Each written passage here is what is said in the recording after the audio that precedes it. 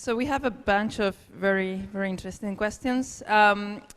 First one I'm going to ask you is, this seems like a really disruptive, big application. So what are you doing to validate your business idea in the current market before going on worldwide launch? Well, luckily for us, we have a partner, which is A.T. Kearney. A.T. Kearney is probably number 3 or 4 strategic consulting companies. And they are really helping us on a user testing model, and they are running it up in Australia, I believe. So yeah, we will go through many different test cases, but the feedback that is most valuable for us is the one that we will be getting from our community. The reason for creating a very tight community and a very reliable community in that sense is precisely to be able to have the feedback as fast as possible. So let me give you an example. We have a lot of functionalities that we've developed, but we haven't launched them yet. This is just for testing reasons. We want to test bit by bit. But once we get to the beta release, because right now we are in an alpha stage and this is very simple, once we get to the beta release, the order in which we launch the different functionalities will be voted by the community. And we won't move to the next functionality until the community is happy with the ones that we will be implementing at that point. So yeah, every step we take will be based on the community feedback, and we will review every functionality and go over it and so on, depending on the feedback that we will get from the community. So there are a couple of questions about ICOs. So the first one is whether you can explain a little bit what an ICO is for the people who are not that familiar with blockchain. And the second one is that ICOs are usually associated with scams. What are you doing to clear your project from this association? Yeah, those are two great questions. Let me go to the second one first. We thought about launching our ICO last year. We decided not to do so until we had a product and it was up and running, just to make sure that people didn't perceive it as a scam, because there have been a lot of scams around ICOs. So yeah, we didn't want to go with a white paper or with an idea. We wanted to go with an actual product that was at least in a beta stage, and people had feedback and so on. So yeah, that's a great question. And as for ICOs, let me go briefly around it. It's basically, well, the thing about blockchain and public blockchain is that right now you can tokenize anything you want. You can create a digital representation of anything that is out there. And this works for energy and gasoline and so on, as I was explaining before, but it also works for company shares. And an ICO is precisely that, is selling company shares, and you really need to read onto the specific ICOs, because the asset can represent anything, and it can be equity token, to say somehow, that is referred to how the company goes and it distributes revenue or the profits of the company and so on. But it can also be tied to more utility token, which is a token that is later used in the platform. So the thing about ICOs is that since you can tokenize anything, you can find something that is of value within your company, which can be the profits, but can also be something that is useful within the platform, which is our case, which is everything in the community is built around the Together token. And I won't get into detail on that part because that one is very, very deep. But yeah, what you do with the ICO is publicly sell these different tokens, and anyone out there can buy them. It's not something that only huge investors can do, such as with IPO, which is the traditional way of launching out new shares of a company, something that only a few people can get to that, which is our venture capitals and funds and so on. So everyone can go to an ICO, and that's a great thing. I myself have invested in a lot of companies through ICOs, and yeah, it makes it more accessible and much closer to the general public. Okay, thanks a lot. So what customer acquisition strategy are you planning to follow if the network effect of the community that you're planning to do is not enough? Well, the thing is that we need to go step by step and not to try to look. well, we are looking ahead a lot, but not to be sure about us predicting the future and so on. So we are mainly focused on the first stage, which is building the community, and this is, as I was saying, mainly a cryptocurrencies community.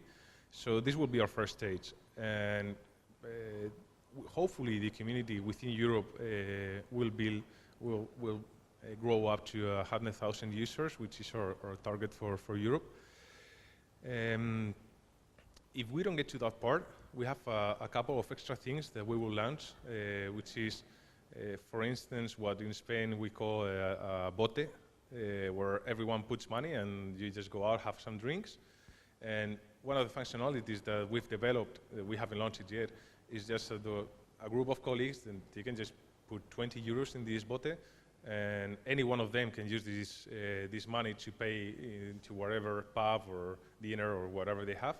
So that's some extra functionality that we are building in case the community based around crypto is not enough. But yeah, we have different extra strategies if the plan doesn't go as we're hoping to. Okay, and final question.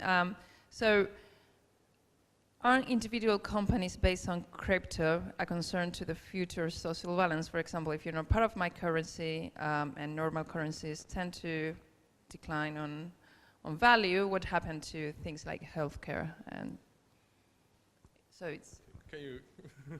Yeah, so it's more on the cryptocurrencies and crypto blockchain versus traditional economy. So I think what the question is if a company based on crypto gets very popular and the cryptocurrency of the crypto tokens get a lot of value, that declines the value on the general economy, the legacy economy. What happens with things like social, healthcare, education, etc.? Who pays for that? Yeah, well, I mean, we have to make a difference between two things that are very tied together right now, which is not paying taxes and cryptocurrencies. And cryptocurrencies right now are in a gray place. They used to be in a very dark place. And they are becoming much whiter as time goes on. In the end, we will all pay taxes for cryptocurrencies.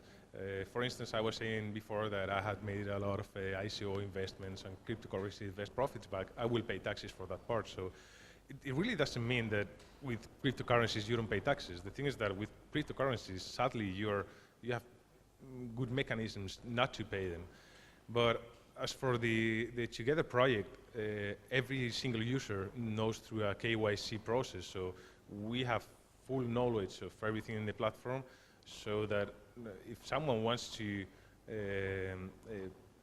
put some money that wasn't declared from their cryptocurrencies wallet or whatever and use it to pay straight and not pay taxes for that part, it can be traced back. I mean, it's something that right now the regulators aren't asking us to do or enforcing us to do, but we are prepared to do it. And if someone asks us about, we have, I was saying before, a huge anti-money laundering team. Well, not a huge one, but a cool one. And the reason we're doing that is that we want to be as transparent as possible. And we are aware that the cryptocurrencies world is a place where you can actually not declare taxes and not go through the legal way. But I think this is a matter of regulation. And I think in 2, 3, 4 years from now, this will be just another way of using currencies and investing and so on. But it won't be so tightly related to not paying taxes. Okay. And the final question is, how would you define success? So 5 years from now, you wake up one day and say, I've done it. What would it like? In general or for this project? Together. Okay, so, well, starting with in general, and then that's just a brief point. I don't think success is a goal. It's the path. So in the end, it's not about reaching something and saying, I've done it. It's about the process and the way you do it. I think Together has the potential to change the way we see economy right now. and not only focus on euros, but be able to have your different portfolio of assets of gasoline and electricity and gigas for your phone and so on. So it does have the potential to create new business models. I always make the reference to the iPad and the iPhone and so on. The iPhone wasn't great because it had a lot of apps. It was great because later they introduced the App Store and people built a lot of cool things on top of the iPhone and later Android and so on. And I think the same can happen with this. Anyone can create their own fintech or their own product, and they have a channel through which they can distribute it in a marketplace, and they can tokenize different assets, and for instance, create new business models where you have a token for a gas station, but if you buy from that gas station, you get additional tokens for having a breakfast in the restaurant that is nearby.